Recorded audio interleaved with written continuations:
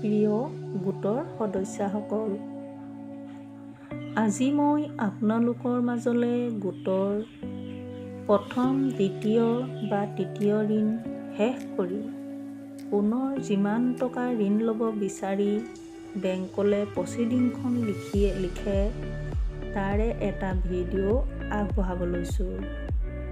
আৰু এনেধৰণৰ ভিডিঅ'বিলাক পাবলৈ হ'লে মোৰ সাঁতুৰঙী ইউটিউব চেনেলটো আপোনালোকে চাবলৈ নাপাহৰিব।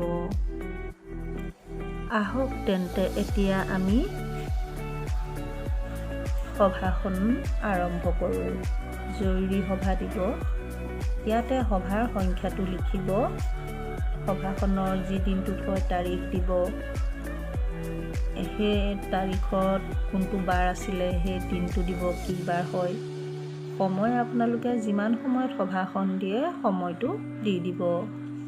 সভাৰ স্থান আপোনালোকে সভাখন যিগৰাকী সদস্যাৰ ঘৰত অনুষ্ঠিত কৰিছে সেইগৰাকী সদস্যাৰ ইয়াত নামটো লিখি দিব। সভানেত্ৰীৰ আসন গ্ৰহণ, সভাৰ উদ্দেশ্য ব্যাখ্যা, সদস্যসকলৰ মাজত আলোচনা, সিদ্ধান্ত গ্ৰহণ, সভানেত্ৰীৰ মন্তব্য, তাৰ পাছত অৱশেষত সভা ভংগ কৰিব।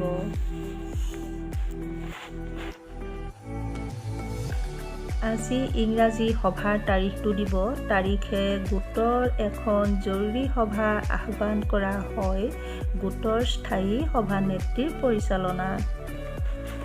উদ্দেশ্য ব্যাখ্যা কৰে, যিগৰাকীয়ে উদ্দেশ্য ব্যাখ্যা কৰে তেখেতৰ ইয়াত নামটো লিখি দিব। তেওঁ কয় যে আমাৰ গোটে আপোনালোকৰ গোটটোৱে প্ৰথম ঋণ ল'লে প্ৰথম বুলি দিব, দ্বিতীয় ঋণ ল'লে দ্বিতীয় বুলি দিব, বা তৃতীয় ঋণ ল'লে তৃতীয় বুলি দিব, আৰু কিমান টকা লৈছে, বোলে 2 লাখ লৈছে যদি 2, 3 লাখ লৈছে যদি 3, বা 4 লাখ লৈছে যদি 4, ইয়াত পৰিমাণটো উল্লেখ কৰি পৰিশোধ কৰি পুনৰ আপোনালোকে যিমান টকা ঋণ ল'ব, 5 লাখ 6 লাখ মানে যিমান টকা ঋণ ল'ব সেই টকাৰ পৰিমাণটো লিখিব। লিখি টকাৰ ঋণ ল'বলৈ সভাখন আহ্বান কৰা হৈছে। ইয়াৰ পাছত সদস্যসকলৰ আলোচনাৰ মৰ্মে সভাত অৱগত কৰে যে আমাৰ গোটৰ 6 লাখ টকা মঞ্জুৰ হৈ থকা ঋণৰ আপোনালোকে মানে আগৰ ঋণটো, এইটো যিটো এতিয়া আপোনালোকে আবেদন মানে প্ৰচিডিংখন লিখিছে তাৰ আগৰ কেই নম্বৰ ঋণ হৈছে, বোলে 2 নম্বৰ হৈছে নে 1 নম্বৰ হৈছে নে 3 নম্বৰ হৈছে, সেয়াত সংখ্যাটো ইয়াত লিখিব। বাৰ ঋণ কিমান লাখ টকা লৈছিলে ইয়াত পৰিমাণটো লিখিব। লাখ টকা পৰিশোধ কৰিলোঁ।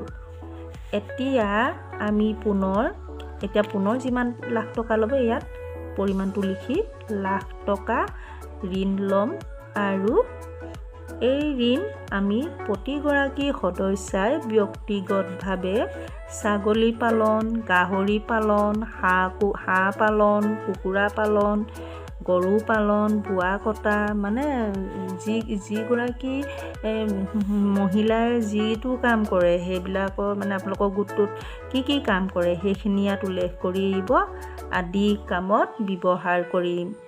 উক্ত সন্দৰ্ভত সভাত সিদ্ধান্ত গ্ৰহণ কৰে যে সিদ্ধান্ত নং 1 আজি সভাৰ সৰ্বসন্মতিৰে ইয়াত বেংকৰ নাম উল্লেখ কৰিব, বেংক, ইয়াত শাখাৰ নাম উল্লেখ কৰি শাখাৰ পৰা পুনৰ ইয়াত ঋণ লোৱা টকাখিনিৰ সংখ্যাও লিখিব, এমাউণ্টটো, আৰু আখৰেৰেও লিখিব। টকাৰ ঋণ ল'বলৈ সিদ্ধান্ত গ্ৰহণ কৰা হ'ল। সিদ্ধান্ত নং 2 আজি সভাৰ সৰ্বসন্মতিৰে এই ঋণৰ টকাৰে ব্যক্তিগতভাৱে পশুপালন, ব্যৱসায় আদি কামত ব্যৱহাৰ কৰাৰ কথা সিদ্ধান্ত গ্ৰহণ কৰা হ'ল। সিদ্ধান্ত নং 3 সভাৰ সৰ্বসন্মতিৰে ইয়াত বেংকৰ নামটো দিব, বেংক, ইয়াত শাখাৰ নাম দিব, শাখাৰ পৰা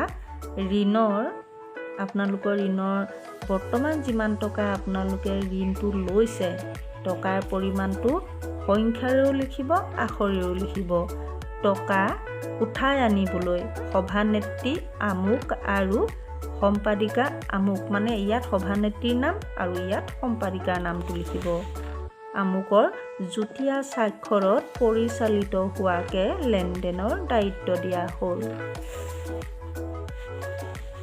শেষত সভানেত্ৰীয়ে সদস্যসকলক ঋণৰ টকা সদায় উপাৰ্জনমূলক কামত খটাব লাগে আৰু সেই উপাৰ্জনৰ লাভৰ টকাৰে বেংকত ঋণৰ কিস্তি ঘূৰাব লাগে, লগতে ঘৰুৱা কামতো ব্যৱহাৰ কৰিব যে লাগে এই বিষয়ে সভাত অৱগত কৰে।